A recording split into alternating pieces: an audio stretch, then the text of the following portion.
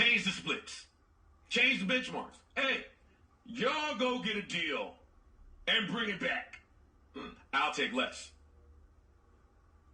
I'll take less. Not much less.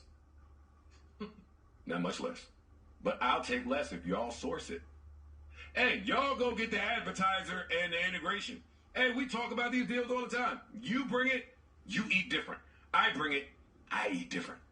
You niggas ain't brought shit and got the nerve to have y'all fucking representation and ain't been around in 6 years hit Ian phone about something.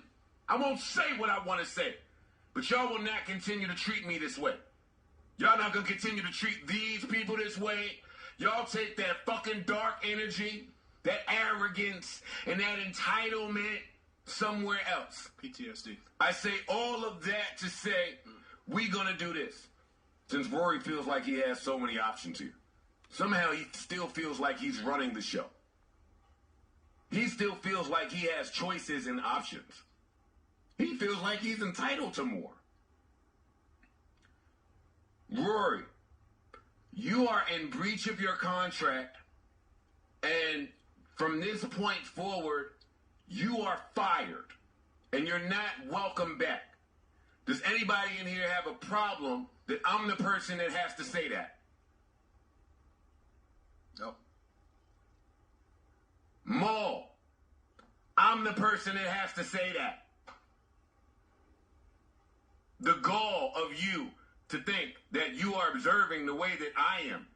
Yo, so you heard that clip right there. That was Joe Budden on the Joe Budden podcast, letting everybody know that Rory and Mal are finally gone from the Joe Budden podcast. I mean, if you didn't see this coming, then I don't know what to tell you. Now, I listened to the episode 2 weeks ago where they aired out all of their problems, and it was kind of like a therapy episode, and Mal felt some kind of way because he was like, man, how are we going to do the show without Rory? You know, and then Rory had his problems with Joe, and they didn't really got into detail with it, but Joe put it out there, you know. And this is why, like I say, when you're going into business with your friends, things could be a little funny because he doesn't look at Rory and Mal like colleagues or co-workers. He looks at them as just two homeboys. I always felt like he looked at them like they were his lackeys. He never looked at them like they were on his level. And I'm like, Joe, this isn't the rap game. You know, if this was a rap game, that's different. You know, Joe was one of the best lyricists of his time, and he's an intriguing personality. But it always felt like, okay, he's Diana Ross and Nada Supremes. You know, he Gladys Knight and Nada Pips. They like his background dancers. He don't value them equally like he probably should. And then when he did that episode without them, with Kevin Samuels, one of the highest watched episodes Joe had did, one of the most polarizing episodes, I think Joe looked at himself and said, man, I don't even need these niggas no more. That's what it really felt like. And I think that right there proved, Joe, I don't need y'all. Now, the breakdown from Joe is, according to him, Rory wanted ownership with the Spotify deal when it came up. Joe said no. Rory wanted to get paid from YouTube. Joe said no. Rory wanted to know the details of the Spotify deal. Joe said hell no. Joe called Rory entitled for wanting to know the basics of the business. You know, and they're all a part of this show, but you're telling them no Patreon, no YouTube money, no Spotify money. I'm like, well, damn, no wonder what Rory was pissed off.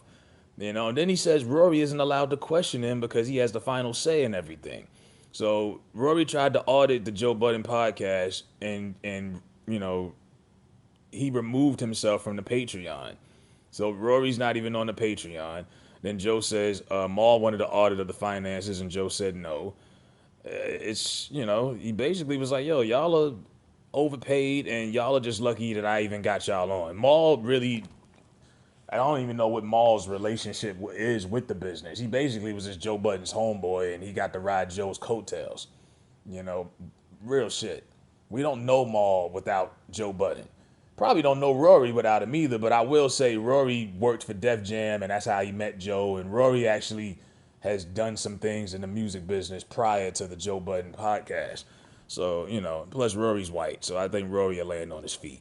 Where Mal is going to go from here, I don't know. Maybe he'll make more comparisons to The Wire, and when he said The Wire, Snowfall was better than The Wire. I don't know.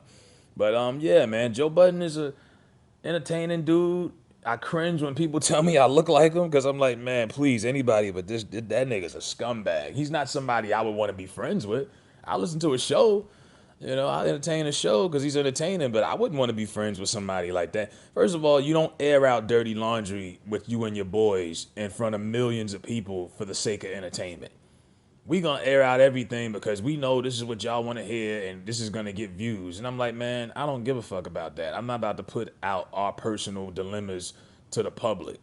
And that right there let me know Joe don't really fuck with them. Cause I mean, who puts out their personal issues with their friends out publicly? I don't care if it's Facebook, Instagram, whatever. You don't do shit like that.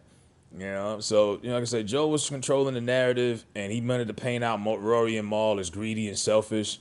And they just wanted to be more a part of the business. They just wanted to see, hey, let me get some of that Patreon money. Let me get some of that Spotify. I'm like, that's crazy how Joe did all this time. Rory just wanted to get some of the YouTube monetization. Joe said no. I'm like, well, damn.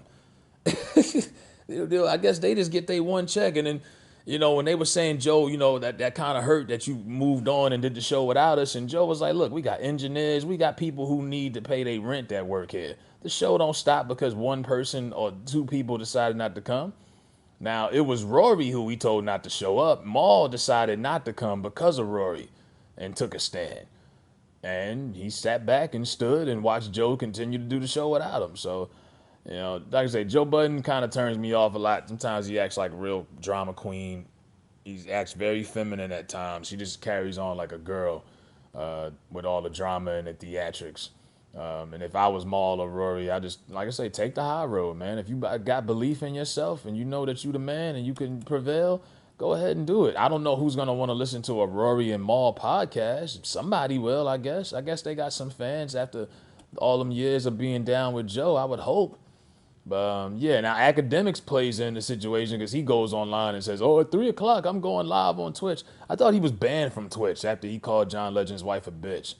That's what I thought. But whatever, he's coming back on Twitch and he's going to have some mind-blowing show.